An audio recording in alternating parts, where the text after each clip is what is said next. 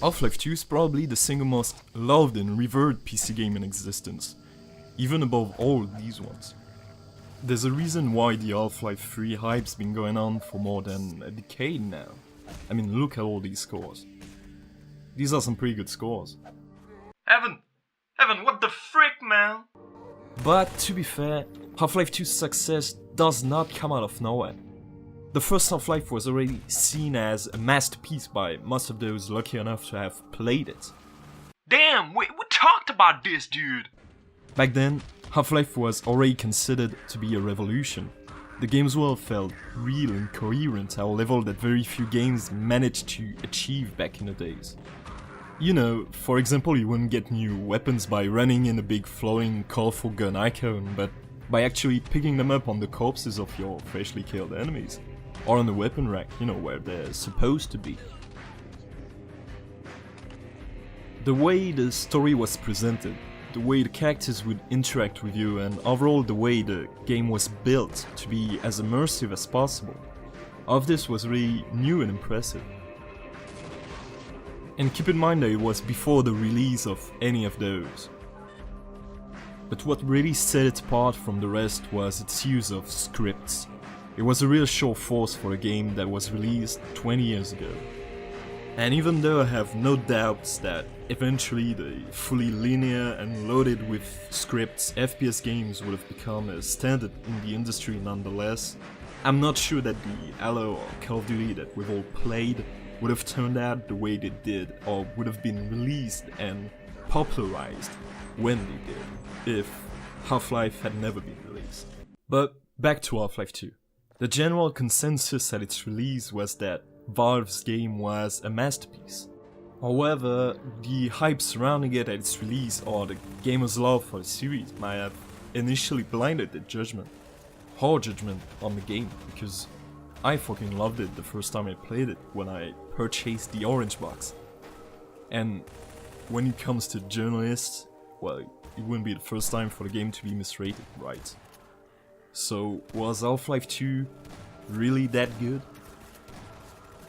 Half-Life 2's story never really shone by its greatness and originality, but it's the interesting and coherent world in which we are immersed that has always done the trick for me.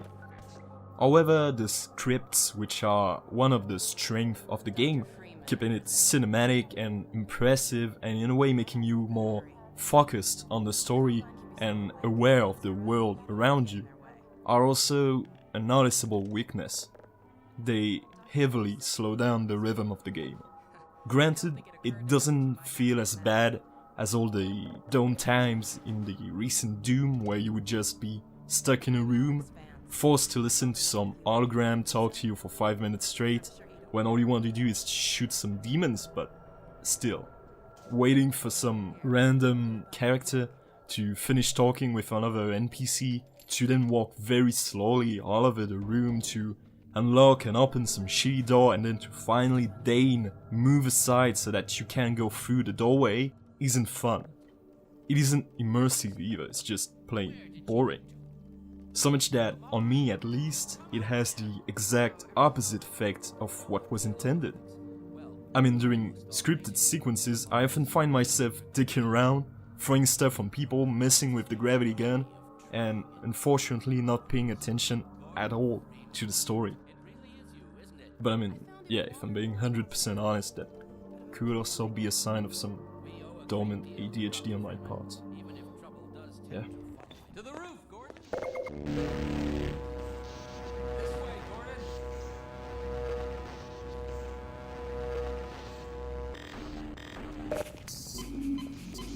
Roof access is this way. Come on, Gordon. Shut the fuck up! Ever since I first played the excellent Fear, when I was way too young to be honest, I've been very critical when it comes to AI, especially in shooters. That's one of the reasons why I never really enjoyed Crysis. When I got to play it, of course, a bunch of years after its release, after having changed computer twice. The enemy AI in Half-Life 2 is close to the cream of the crop for a game that came out nearly 15 years ago. It's not as good as Fear's AI, but it's easily 10 times better than Far Cry's. But once again, only for the enemy AI. Because the friendly AI in this game is, let's say, not good enough.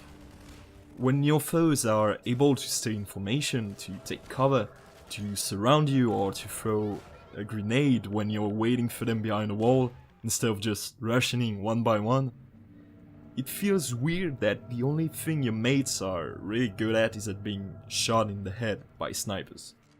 They do give you health packs though when you're low in HP, and they do give you some nice advice every once in a while too. Don't forget to reload, Dr. Freeman. Oh dang, thanks Jeremy. Just like the AI, the level design feels inconsistent. More often than not, it's pretty good, given that the game is very linear and that there's not much room for some fancy design. Still, the devs did a good job to make exploration feel somewhat rewarding. Sometimes though, it can be a bit disappointing when your only reward for going out of your way is a box of ammo, but sometimes you'll be lucky and meet an NPC that you wouldn't have otherwise, or be able to trigger some mini event that has no influence on the story. However, they might open some new gameplay opportunities or just make the world feel more immersive. But getting lost, not knowing where to go after clearing up a zone because you didn't notice a small crack in the wall, or you didn't trigger a script by standing right next to a seemingly unmovable door, might be a regular occurrence for you. Especially if, just like me, you're pretty much brain dead. And when you end up spending 10 minutes walking in circles, going back on your tracks and pretty much just praying for the answer to appear in front of your eyes, it can be pretty annoying. Visually though, one can't deny that for a game released in 2004, Half-Life 2 looks fairly decent, more than that even. Sure, the textures certainly don't look all that impressive nowadays, just like the lighting effect, but overall it's not that bad. And back then it was actually pretty good. Especially the animations, which received lots of praise at its release. They still look nice today, and that's saying a lot for a 14 years old game. But where Half-Life 2 really shines is in its use of physics. The heavily modified Havoc physics engine, which was included in the Source engine, made possible some really impressive, even for today's standards, interaction with props and the environment, and allowed the player to use said props to solve puzzles or fight enemies. And that's where the gravity gun comes in play. If I'm being honest, most of the weapons put at our disposal are pretty lame and unoriginal. The revolver, shotgun and rocket launcher are pretty cool, but none of the other weapons really feel fun to use. But the gravity gun? Oh boy, that's a gun that reaches some BFG level of awesomeness. You can use it as a weapon, you can use it to reach places you couldn't reach otherwise, you can use it to create cover, and you can even use it to play basketball. It's going in, it's going in. Fuck, it's stuck, no. Oh. It's my fucking ball now, bitch. Colby!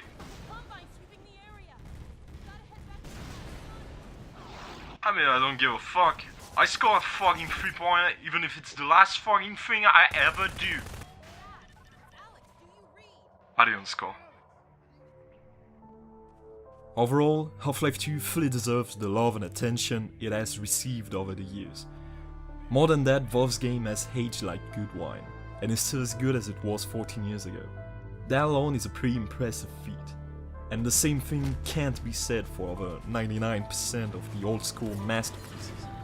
And not only is it still a good game, even if it has some weaknesses, but I so sincerely believe that it is even more pleasant to play Half-Life 2 now than it has ever been before. Yes, you might not be surprised by the game anymore, but considering for a few years now, almost every FPS that's released end up being disappointing and lackluster on pretty much every level, I do think it's important to play Half-Life again in order to remember what a good game looks like, and not be satisfied with the putrid stuff they feed us with nowadays. Thankfully, some companies still know how to make great shooters, but I find pretty sad to see how little have FPS games improved in 14 years. And considering how it's been more than a decade since episode 2, I'd say that now, more than ever, a third Half-Life would make all the difference in the world, and maybe shake things up in a good way.